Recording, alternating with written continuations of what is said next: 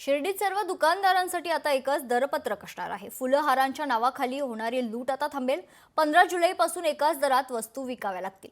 फुलं, हार, शाल यासह खरं तर अनेक वस्तूंचं दरपत्रक आता तयार करण्यात आलंय। शिर्डी नगर परिषदेनं एकाच दरात दुकानदारांना वस्तू विकाव्या निर्णयाचं ग्रामस्थांनी स्वागत केलंय।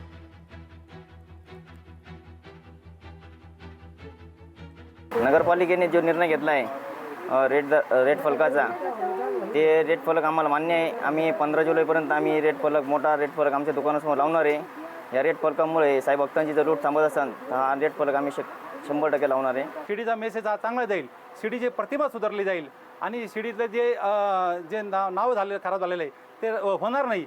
त्याकरता जर ही जर त्यांची मानसिकता जर साईबाबा संस्थांची, सिटी पोलीस स्टेशनची आणि नगरपालिकेची असेल तर ह्या गोष्टी आम्हाला मान्य आहे। ह्या गोष्टी आम्ही लागू करू, काय अडचण नाही। आम्ही त्याच्याकरता स्वागत आहे। आणि या ठिकाणी येणाऱ्या साई भक्ताची लूट होऊ नये हीच एक चांगली भावना याच्यामागे असते। खरं तर हा जो हार प्रसाद फुलाचा धंदा आहे, या व्यवसायामध्ये खरं तर बाहेरच्या लोकांनी या धंद्याला बदनाम केलेलं आहे। खरं तर आमचे स्थानिक लोक अतिशय चांगल्या प्रकारे हा व्यवसाय करत आहेत, परंतु हा व्यवसाय करत असताना जर भावफलक जर असले तर निश्चित हा जो व्यवसाय आहे त्याला एक निश्चित स्वरूप प्राप्त होईल। त्याच्यामुळे येणाऱ्या भाविकांचं देखील लूट होणार नाही। लोकशाही मराठी ऐका, पहा, जागरूक रहा।